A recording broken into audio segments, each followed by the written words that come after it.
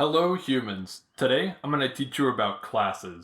Since this is an intro course, the examples we go over today won't be the most practical, but I believe they should make learning classes much easier.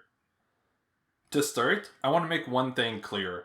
Classes are optional. Anything that can be accomplished with classes can also be done without them. They are primarily used for organizing code. You could use other structures in place of classes, and that's what I'm going to show you first. I'm going to use a list to store information about Tommy, who is 25 and lives in Chicago. I'll then create a function to print out this information. So, the function printTommy will take a list of Tommy's information, and then it will print Tommy is 25 and is from Chicago. I'll then call this function and pass it our list. Running this, I see Tommy's information print out. This is an alright solution, but it's not ideal. My function only works when it receives a list with 3 elements in it: a name, an age, and a hometown. If I were to add Tommy's last name, Smith, after his first name in our list, our function would break.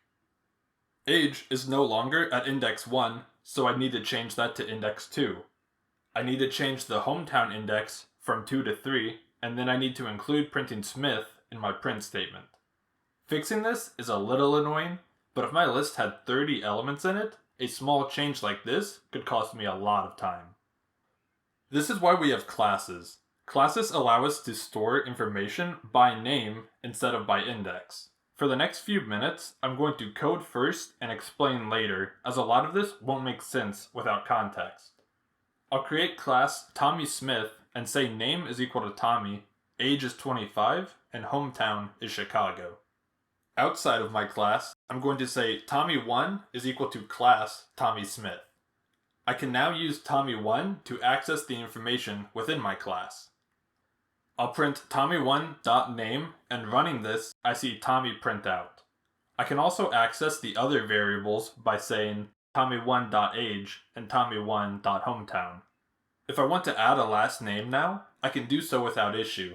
I'll add last name to my class and set it to Smith. Running my code, you can see that adding this name didn't mess up any of the existing code like it did before. Now let's work on building the function that prints out this info. I could create my function in the main body of code, but since my function will be designed to print out Tommy's info, I'll make it within the Tommy Smith class. As you can see, classes can hold functions just in the same way that they can hold variables. I'll define print_info, and this takes self as the parameter. It'll then print self.name plus a space, self.lastname plus the string is, followed by the string equivalent of self.age. I'll finish this out by adding the string and is from, followed by self.hometown. I can now use Tommy1 to call this function, and running this, I see all of Tommy's info print out. Technically speaking, print_info is a method, which is a special type of function, but we'll get into that in a minute.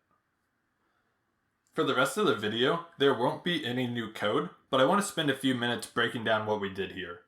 Walking through our code, we begin by creating class Tommy Smith.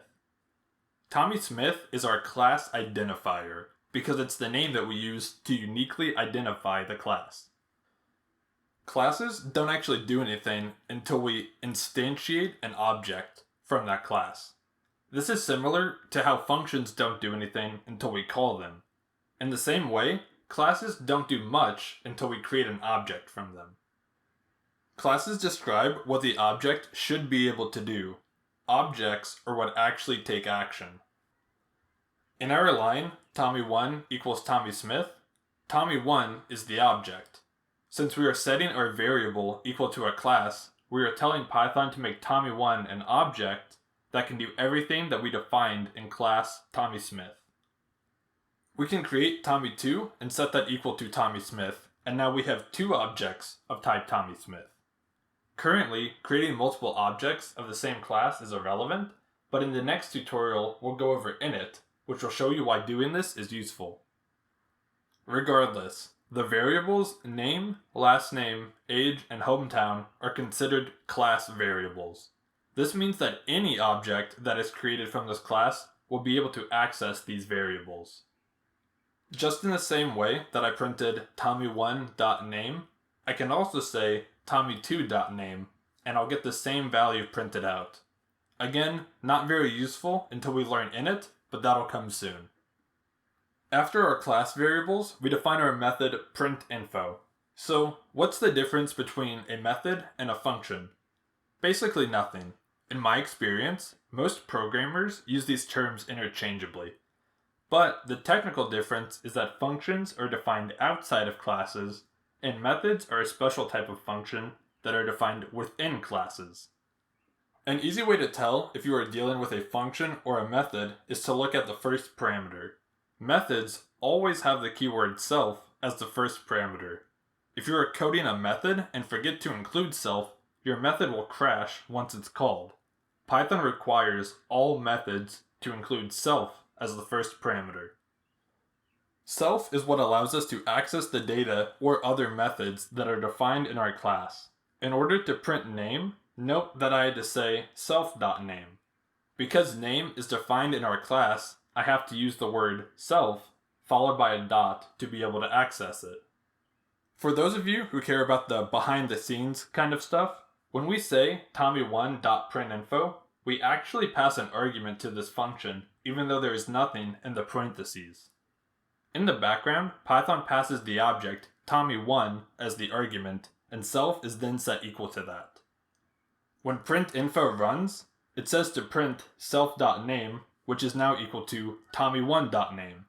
This is why self.name prints out Tommy. Today we learned how to use classes in Python to group data and functions together. A big thank you for watching, liking, and subscribing. Comment below with suggestions for future videos, and I will see you in the next one.